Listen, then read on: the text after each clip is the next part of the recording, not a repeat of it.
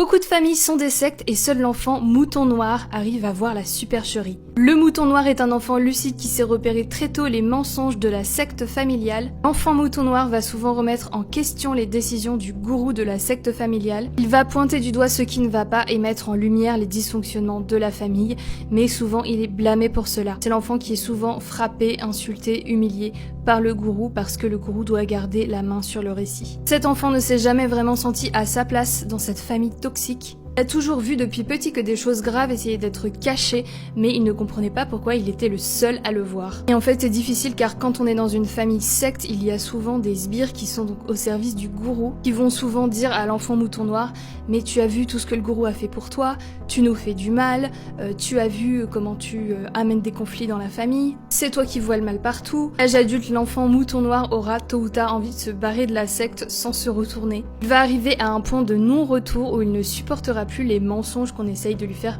gober depuis petit. C'est la phase la plus dure pour cet enfant devenu adulte car il va devoir faire face à sa culpabilité, on va sans doute lui dire que c'est le méchant de l'histoire, il va potentiellement le croire. À terme, le mouton noir devra prendre confiance en lui car c'est l'enfant le plus lucide de la famille, c'est presque parfois le seul à avoir un libre arbitre. C'est un vrai briseur de cycles, il devra trouver la force de casser les traumas générationnels. Bref, si vous vous reconnaissez dans l'enfant mouton noir, barrez-vous car la vie se trouve de l'autre côté de la secte.